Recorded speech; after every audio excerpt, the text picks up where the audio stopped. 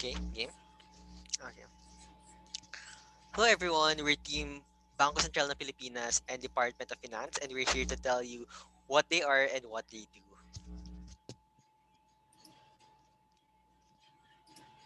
Okay, so first let's start with the BSP.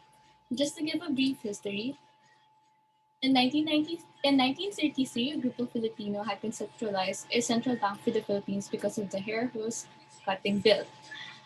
And then in 1939, as requested by the Tidings-Mactafi Act, the Philippine legislature passed a law establishing a central bank which was disapproved by President Franklin Roosevelt due to vested interest. In 1946, Manuel Rojas resumed office and instructed the then Finance Secretary to draw up a charter for a central bank. 2 years later, the Central Bank Council produced a draft of the proposal for monetary authority, which was later on signed by President Quirino. In 1973, the Constitution mandated the National Assembly to establish an independent central monetary authority. And in 1993, in line with the provisions of the 1987 Philippine Constitution and New Central Bank Act of 1993, President Fidel V. Ramos signed Republic Act 9653, or the New Central Bank Act, which provides for the establishment of Bangko Sentral ng Pilipinas. The law also gives Bangko Sentral fiscal and administrative autonomy, which the old central bank did not have, and mandates the replacement of Central Bank of the Philippines as the country's central monetary authority. So its vision is to be recognized globally as the monetary authority and primary financial system supervisor that supports a strong economy and promotes a high quality of life for all Filipinos. While its mission is to promote and maintain price stability, a strong financial system, and a safe and efficient payments and settlement system conducive to a sustainable and inclusive growth of the economy. In pursuit of achieving these, it upholds the core values of excellence, patriotism, integrity, solidarity, and accountability.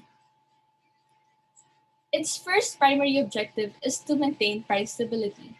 The BSP is responsible for formulating policies concerning money, banking, and credit while ensuring price stability. With the use of monetary policies that target low and stable inflation, the BSP moves the financial system towards balanced and sustainable economic growth. Hence, the central bank is heavily concerned with indicators such as interest rates and inflation rates, and instruments such as money aggregates and money supply.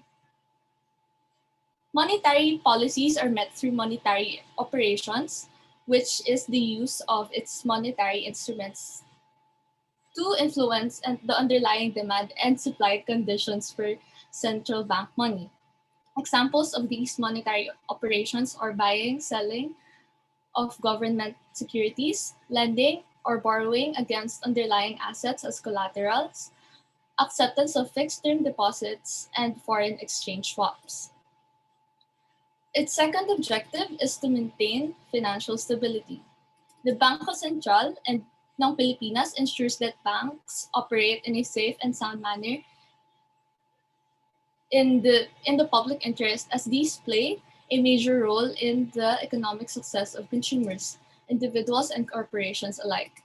They do so through systemic risk management and financial supervision.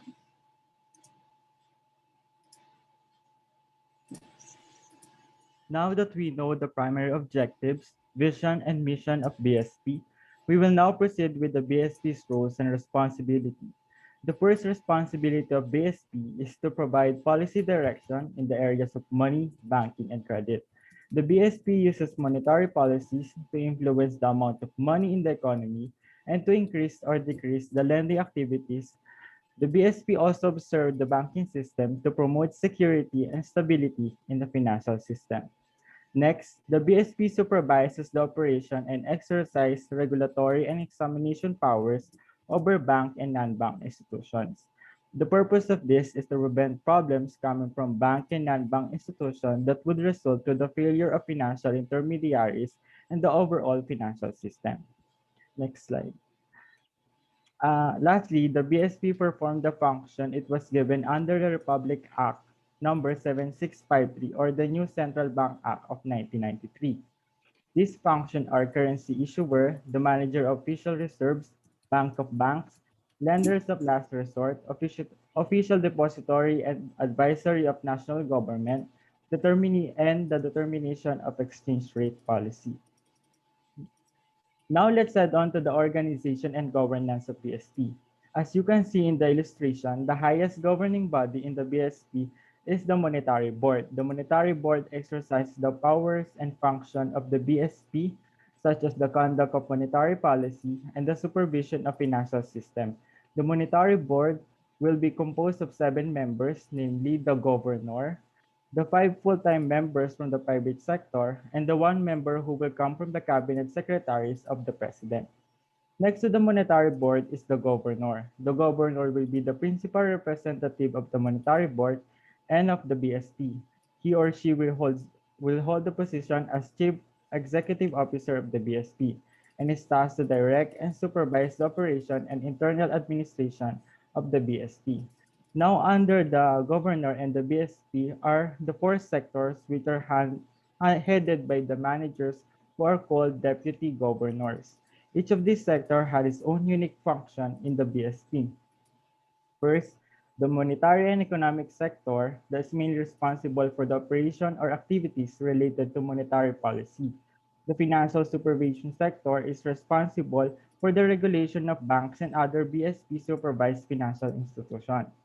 The payment and currency management sector is the youngest sector among the 4. It was established by the BSP last year. It is responsible for the forecasting, production, distribution, and retirement of Philippine currency, as well as the security documents, commemorative medals, and medallions. Lastly, the corporate service sector is responsible for the effective management of corporate strategy, communication, risk, and as well as the BSP's human, financial, technological, and fiscal resources to support the BSP's core functions.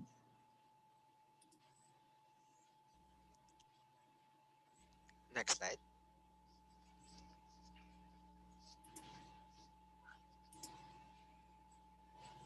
As for their current policies and actions, in response to the pandemic and to encourage lending and economic activity, they did 3 things.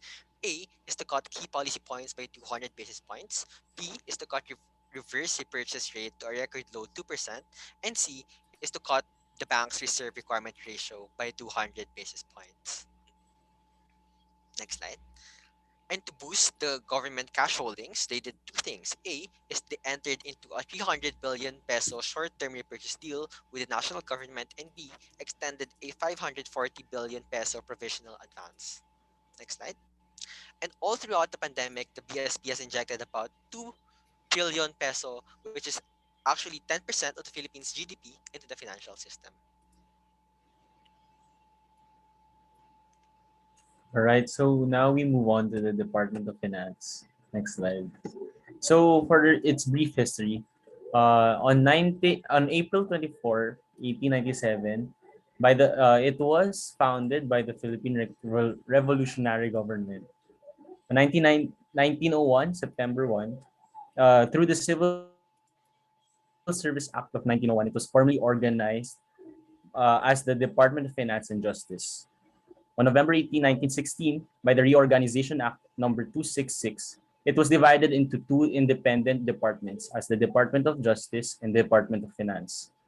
On 1978, by the Presidential Decree number 1397, under a parliamentary government, it was transformed into the Ministry of Finance. But then on July 25, 1987, by the Executive Order number 292, it was reverted back to the DOF, together with its powers and responsibilities and an organizational structure. Its primary objectives under the Executive Orders 127, 127A, and 292, the Department of Finance is responsible for the following: the formulation, institutionalization, and administration of fiscal policies in coordination with other concerned subdivisions, agencies, and instrumentalities of the government, the generation of management of the financial resources of government, supervision of the revenue operations of all local government units, review approval and management of all public sector debt, domestic or foreign, and rationalization, privatization, and the public accountability of corporations and assets owned, controlled, or acquired by the government. Next to its vision, the DOF aims to create a strong economy with stable prices and growth. How? They aim to have a stable fiscal situation with adequate resources for government projects, infrastructure, education, health, and other basic services. Another is a borrowing program that is able to avoid the crowding out effect on the private sector and minimizes costs. A public sector debt profile with long maturities and an optimum mix of currencies that minimizes the impact of currency movements, and a strong economic growth with equity and productivity. For its mission, the DOF shall take the lead in providing a solid foundation for the achievement of this objective by building a strong fiscal position. Next slide. It is focusing on the formulation, institutionalization, and administration of sound fiscal policies, the improvement of tax collection efficiency and non-tax revenue efforts, the mobilization of adequate resources on most advantageous terms to meet budgetary requirements, a sound management of public sector debt, and initiation and implementation of structural and policy reforms. Now we have the roles and responsibilities of POF. It supervises, directs, and controls the collection of government revenues. It acts as a custodian of and manages all financial resources of the government, coordinates with other government agencies on matters concerning fiscal, monetary, trade, and other economic policies, and it investigates and arrests illegal activities such as smuggling affecting national economic interests. Next. We have the agencies under the Department of Finance. These are the Bureau of Internal Revenue, Bureau of Customs, Bureau of Treasury, Bureau of Local Government Finance, Cooperative Development Authority, Insurance Commission, National Tax Research Center, and Central Board of Assessment Activities. Next, we have the organization and governance of BOF. Next, first we have the Office of the Secretary, under which we have Secretary of Finance Carlos G. Dominguez III. Next, we have the Revenue Integrity Protection Service, Internal Audit Service, Office of the Chief Economist. Next, Policy Development and Management Services Group. Next, Domestic Finance Group and Legislative Liaison. Next, Revenue Operations Group, Corporate Affairs Group, Privatization and Office of Special Concerns, International Finance Group, and lastly, Strategy, Economics, and Results Group. Now we proceed to the current policies and actions of the Department of Finance. So their most primary action nowadays is the comprehensive tax reform program implemented under the Duterte administration. So current goals, so basically its goal is to reduce poverty rate from 21.6% to 13 to 15% by 2022 and to eradicate extreme poverty by 2040. So how? So it wants to establish a tax system that's simpler, fairer, and more efficient. And also to use the increase in government revenues towards investment spending so that our economy becomes, rather than being consumption driven, the Philippine economy becomes investment driven as our source of growth. So now we proceed to one of the packages under the comprehensive tax reform program, and that is, of course, the Crane Law.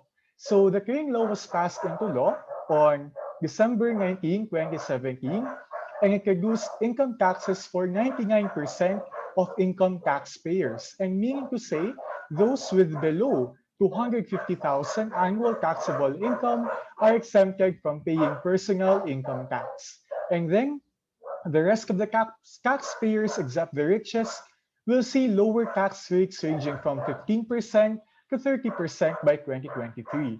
Meanwhile, those with annual taxable income with more than 8 million pesos will receive a higher tax rate from 32% to 35%. Hence, we have this withholding tax table, which is implemented last 2018 until 2022. I hope you use this in your investment plans. And of course, also a revised withholding tax table from 2023 onwards.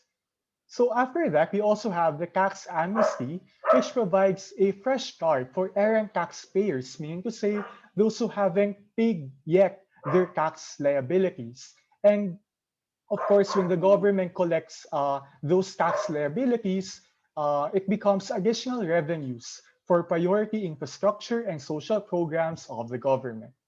Next, we have the CREATE law, which was passed into law on March 26, 2021, so very recent. And its acronym actually stands for Corporate Recovery and Tax Incentives for Enterprises Act. So what is it? So it is one of the largest fiscal stimulus programs in the country as it provides sizable cuts in corporate income taxes and a redesigned fiscal incentives system. So basically, what are their goals? To attract investments, create jobs, and aid business, especially the micro, small, and medium enterprises in their recovery, especially after the COVID-19 pandemic. So what are our corporate income tax rates after with this CREATE law? So before CREATE, our corporate income tax rate is 30%. But since July 1, 2020, it has become 25%, an impressive drop by 5 percentage points. And then we proceed, this continues until 2022. And then by 2023, 1 percentage point reduction, so that's 24%, another percentage point reduction by 2024, and another by 2025, and another by 2026, until 2027. Onwards, we achieve a corporate income tax rate of 20%, which is now closer to the average corporate income tax rate in the ASEAN region. So other packages included in the corporate, rather comprehensive tax reform program are the sin taxes on tobacco, which was passed into law on July 25, 2019, and sin taxes on alcohol and e-cigarettes. So these are excise taxes or business taxes on the producers of these products. And then package 2 plus, mining taxes, and then package 3, the real property valuation reform, and package 4, passive income and financial intermediary taxation act, and PFICA. So sin taxes on alcohol and cigarettes, mining tax, and then package 3 and package 4, they're still not yet signed into law, and they're still in the workings inside the Congress. So that ends our presentation. So I hope you have learned a lot about the Bangko Sentral ng Pilipinas and the Department of Finance. So thank you, and we hope that you stay safe.